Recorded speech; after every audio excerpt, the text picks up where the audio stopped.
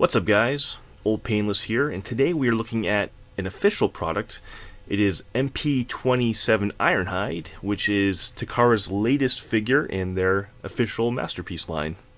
And right off the bat, I have to be honest, this was not a figure that I was really looking forward to. A lot of the initial promotional photos and stuff over the last couple months just weren't really portraying this in a very flattering way. I had a lot of issues with it, anatomically, proportionally. Obviously there's the whole hip skirt and butt tire drama and some issues with the head sculpt and stuff that have been kind of hot topics on the figure.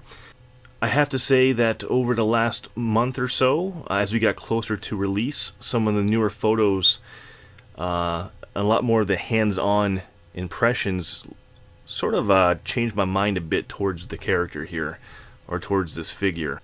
So with that being said, let's go ahead and take a look at the box as well as the accessories, and there's a hell of a lot of them actually that came with this figure too.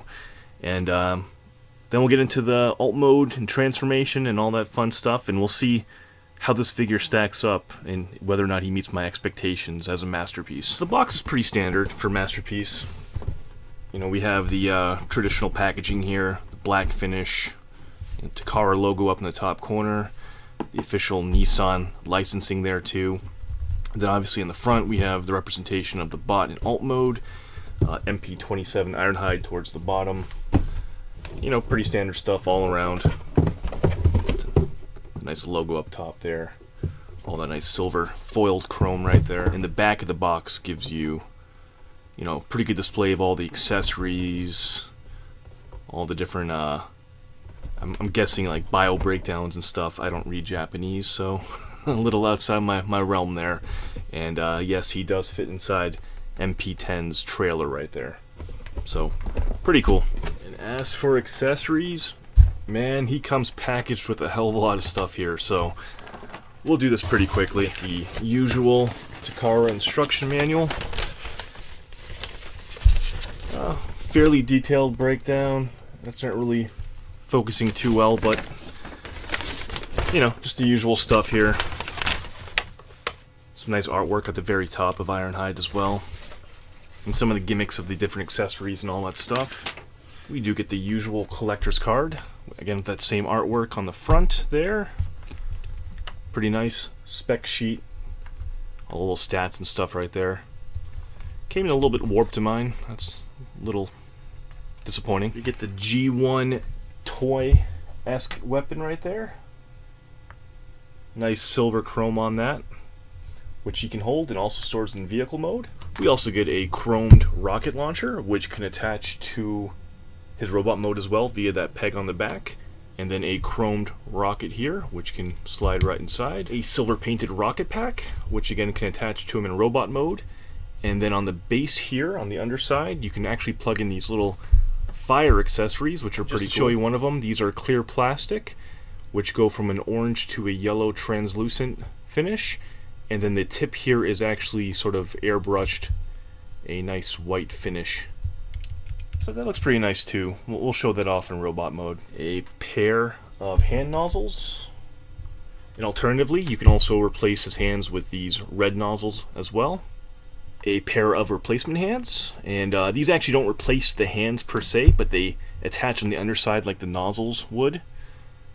So you fold the hands inwards and attach these on the outside, but these are sort of the spray fingers, I guess. A silver painted radar dish with some nice texturing on the back there as well. There we go. And that will actually plug into his lower arm. And lastly, a replacement face, which is sort of the screaming face, or as the instructions label it, a crying face. So that's kind of a cool little alternate option. Probably won't be using this though myself, although the gimmick to get these replaced is kind of nice, so I'll show that off for sure. And then lastly, for all that accessory storage, you can put it all onto this red sleigh, which is sort of a tribute to the G1 toy, which had a detachable and unfoldable kind of canopy, or I guess they called it a sled for the old toy. And this is sort of designed to emulate that look, and it cleverly lets you store all these accessories on here. I don't have the two handguns plugged in, but they do actually plug into the sides here if you want to as well. I'm currently storing them on the vehicle. But a nice little homage to the G1 toy. Honestly, most of the stuff will just sit in the box for me, but in case you want all the stuff on display, that's a pretty clean way to do it. And just to let you know, this is a solid piece of plastic. There's no hinges, no treads on the bottom like the toy. Just kind of sits here as is, as a sled. So that's that. And one last thing, I've almost missed this in the baggie, but this actually can go behind the windshield in the bot mode and maybe the alt mode as well. I don't know the significance behind this, so maybe somebody down below in the comments can let me know what this is all about. But yeah, it's just a nice little sort of piece of paper with a little logo printed on the front there. I'm not really sure what that's supposed to be, but yeah, let me know down below. And now that we have the accessories out of the way, let's go ahead and take a look at the vehicle. And I gotta tell you, man, this really knocks it out of the park for me. I mean, this is a spitting image of Ironhide in his alt mode. I think it's a really great representation from both the G1 cartoon and the toy. I mean, it really hits all those sort of nostalgic heartstrings for me here. Looks fantastic. The paint is really nice. It's a high gloss red finish all over. Very similar to what you find on other MP products. There's a nice detailed line down the side on both sides, which has interesting gradation from light to dark, from front to back. Fairly well applied. The paneling on the side from the transformation is pretty well covered up. And the clear plastic windows usually would bother me on figures, but they're dark enough and there's really not a lot of kibble inside that's visible. It just kind of looks like a solid plastic behind it in most parts. So that's not really a visual detraction for me on this. If you look at the front though, you can see there's actually another homage to the G1 toy. So they actually sculpted in a detail there, which had kind of that weird G1 toy face, which is supposed to be Ironhide's face from the old figure. So, a little creepy. It's kind of a bummer that maybe you couldn't replace that or cover it up somehow, but although I'm sure you could do it yourself manually if you wanted to put something inside, but and nonetheless, kind of a nice little nod to the G1 right there. But clean paint overall. Again, I love the red. Little silver accents for the handles and stuff there. The chrome looks pretty well done as well. Black there for the windshield. We have some clear plastic for the tail lights. Chromed out exhaust pipe. Silver painted wheels with the black tires. These are plastic, not rubber. And then a really nicely done silver Autobot logo on the front, again with chrome bumpers, chrome headlights, just very well done. And then they do have sort of that faux moonroof on the top right there, which is painted a nice metallic gray there as well. And then the underside is pretty clean. I mean, obviously you have some visible thighs here, but cleans up pretty well. You can see the weapon storage here for the handguns. This is really clever. They fit in super tightly. Actually, I have trouble pulling these out, actually, without a screwdriver. Come on. Your results may vary. Yeah, the handguns look pretty good. A single piece of plastic, pretty well sculpted. Identical pieces right there. Not bad. And then the traditional Masterpiece peg handle design. So good stuff. Just to show off a couple comparisons here. Here he is with Masterpiece Sideswipe. You can see different shades of red here. This actually looks a lot more faded now that I look at the glossy Ironhide. So they look pretty good together. I don't know if that's an accurate scale or not. Obviously the height on the Lamborghini will be much lower profile versus a minivan. I do think it's odd that width-wise this figure is much narrower than a sports car. Again, don't know if that's accurate or not, but strikes me a little bit odd. The length is almost identical, so they match up really well. There's the rear. But yeah, looks pretty good. So yeah, that's Ironhide in his alt mode, and honestly, no surprises there. This is an excellent looking alt mode. Fits the Masterpiece line perfectly, but that's really no surprise considering, you know, this mode has looked fantastic from day one. The robot mode's really going to be what sells you on this figure, so let's go ahead and get this guy transformed and see if his robot mode can live up to the Masterpiece name.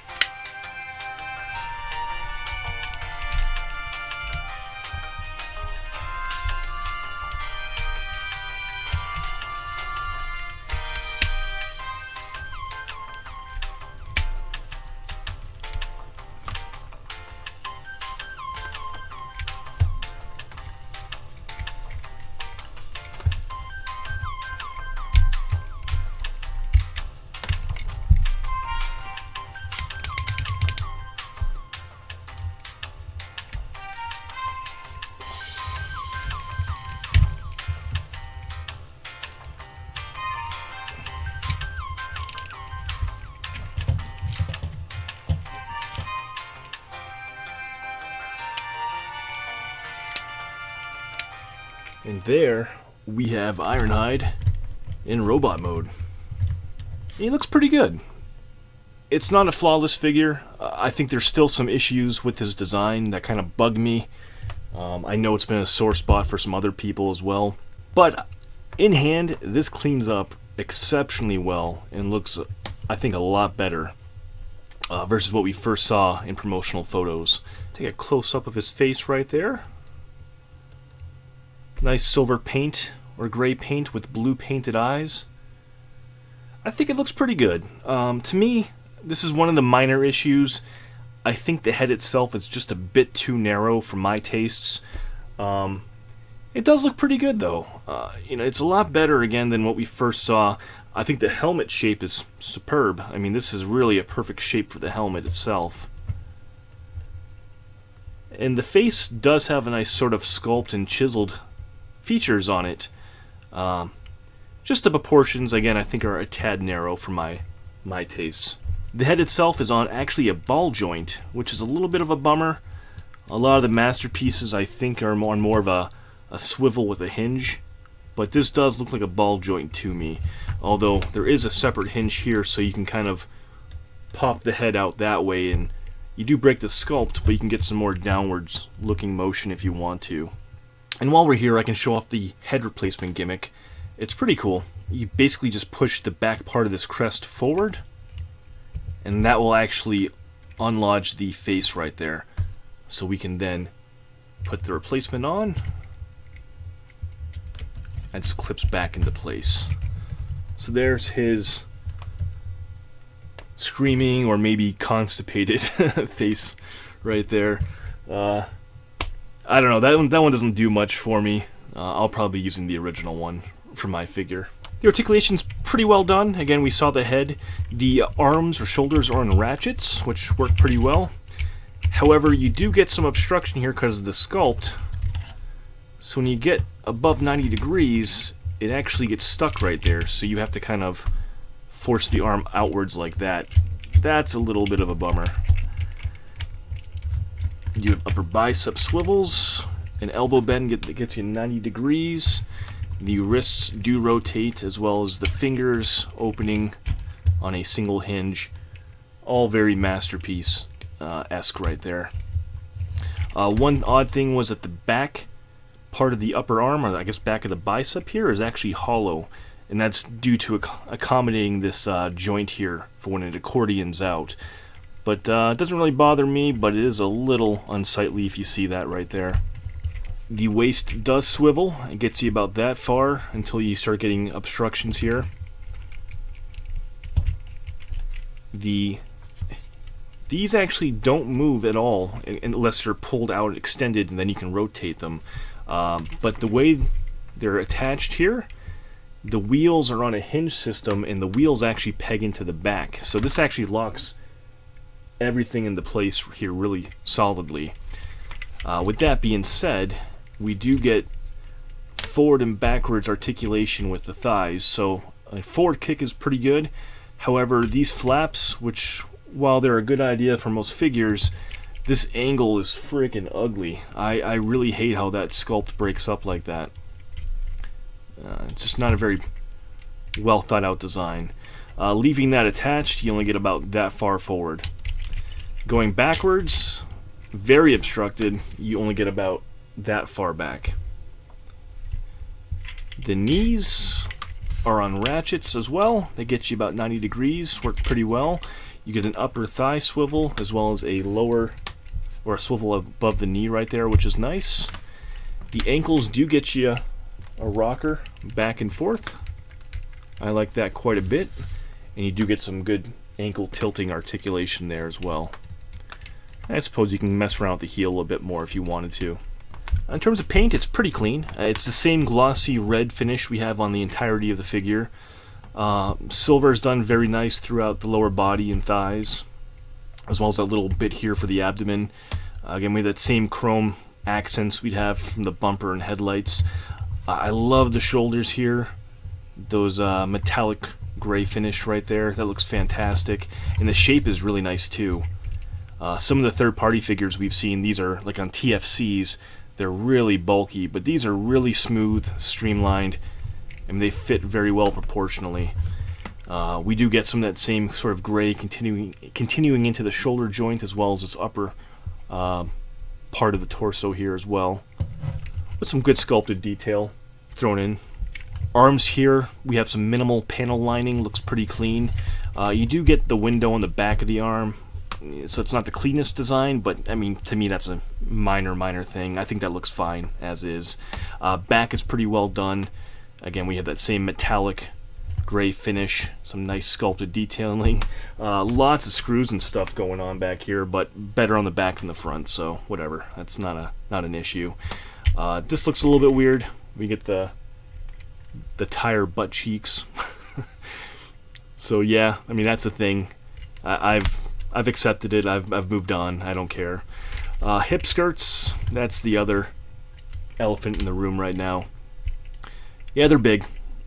I think from the side, they don't look that bad. I mean, they don't... It's not a huge eyesore to me. It's unfortunate because it is a little gappy back here. You know, you can see my finger all the way through right there. But I really wish they could have designed an additional hinge system to have, you know, the tires lock in, and then have these panels fold up and like lock into the place here to bulk out the side of that torso. It just seems like a really missed opportunity in terms of engineering. You know, it makes sense in the transformation, but it just seems like there could have been something more done. You know, I don't even care about these folding over to cover this portion here. It just would have looked nice, you know, having these up in this area in some fashion. Because I've seen photos, I'm sure other people have seen these as well, with these hip skirts removed. It creates a really nice sort of, you know, V-shaped torso, you know, with this long body and this large sort of diaper or crotch area right here. So yeah, there's a lot of extra sort of width and girth here. Thighs look nice, painted silver. We get that same darker plastic finish for the knee joint. Again, not much paint going on down below, just a lot of glossy reds with some chrome accents down below. So articulation is fairly good, a little bit limited in some areas like the shoulder, but nothing too terrible, I'd say. I think it works pretty well. Paint looks clean. It is minimal, but what they do have on here, again, is applied very well. I think aesthetically it meets the Masterpiece sort of look and feel. The real issues come down to now is just aesthetic and design choices. We touched on the hip panels. They do look a little bit better in person. These really haven't been a big issue for me. Again, I think it's a missed opportunity for the design, but I can live with these. These don't really bother me all that much. The main issue really for me on this figure is the hip location. I've been trying to sort of narrow down what looked off proportionally about this figure to me. And again, it doesn't look as bad in hand, but it's the hip location. Under these skirts, you can see there is a universal joint here, not ratcheted, by the way, that's located at the very bottom of this sort of pelvic area, which is such an unnatural location to locate a hip. You know, if you think about it, these are the hip skirts. The hip should theoretically be up in like this area, up in here, not down at the very bottom here. So what ends up happening is when you have a straight-legged pose, he actually looks pretty good, I think, because the legs look like they're naturally going up into this area up here. And that looks very natural, you know, to me. But when you start getting these wide A stances, that's where it looks like, you know, his legs are bending outwards in an unnaturally low position on the body. You can probably see it better back here. I mean, they're bending down here when, in fact, this thigh should be coming up and attaching like up to this area. You know, there's a reason why people call this sort of the butt tire. I mean, that's where the butt should be, and your hips should be up, located around this area versus down, you know, down below here. So what ends up happening with this hip position is that this pelvic area ends up being emphasized that much more in terms of just how big it is, when that really could have been prevented by having a different located hip. You know, with its current design with the hip skirts and stuff, it's not doable, obviously. But this is what's proportionally wrong with the figure, in my opinion, and why, you know, I think some of these photos have been less than flattering for the figure, because with a straight leg pose, I think he looks great. I think the legs anatomically flow very well up into the body. You know, you start doing this, then things like hip skirts, which in theory, if it's a hip skirt, it should be following the flow of the leg. But instead, it's a really rigid vertical design, which just butts up against the thigh. It kind of reminds me of like the Justin Bieber picture where he was walking around with those tight pants and like looked like he was wearing a giant diaper because it was like sagging like down almost close to his knees. I mean, that's how this kind of feels to me. Like if you're walking around like a kid sagging his pants and having your pants like halfway down your thighs, you know, obstructing the way that you walk here. So it's just a really weird design choice. Again, I know it all relates back to how it transforms, but this is a problem area. I mean, it just really, if this hip skirt design could have been implemented differently, I feel like they could have implemented the hips in a different way or at a higher position as well, which for me would have made it look a little bit nicer. As it is though, you know, walking forward stances and poses actually look pretty good as long as you're not really breaking that sculpt here with that detail. And I think just vertical sort of stoic poses like this look great. Big fan of that. And just to show off some of the accessory gimmicks, you know, we have a nozzle replacement for the hand, and then this is actually a replacement hand with the real hand being flipped inside, so no worries about pulling or actually physically swapping a hand if you use these. And then we do have the radar dish there, and then we have the rocket boosters there with the flame effects put in. So yeah, it's pretty cool. And just for some size comparisons, here's Ironhide with MP-10 Optimus. We have Wheeljack, Mirage from MMC, aka Sphinx, and then we do have KFC's Transistor, which is their blaster. And man, I think he looks great on an MP shelf. It's a good height too. I mean, it's surprising, you know, just considering the scale of the alt mode compared to an MP car. Obviously, it was a much taller car, but the fact they got so much mass and height out of a robot of that alt mode is pretty impressive. You know, to me, this looks like a masterpiece Ironhide, and I think this really looks great on a shelf together. So I guess the question is, you know, whether or not you should spend your money on a masterpiece Ironhide, and whether this is a good fit for an MP shelf. And I have to say, yeah, I think having this figure in hand does feel right, and it does look good too. Obviously, there's going to be some issues that you have to be able to overlook. Hip flaps, butt tires, maybe a head sculpt. And those are big issues. They potentially could be significant problems for you. For me, I think those are a little bit overstated. Things like the hip panels really, well, engineering-wise, are disappointing. They don't look that bad on the figure in person. And, you know, the head sculpt actually looks pretty good. It's sort of a younger looking Ironhide. So once I had this on the shelf next to MP-10 and Wheeljack and my other figures, I mean, he blends right in. It doesn't stick out like a sore thumb.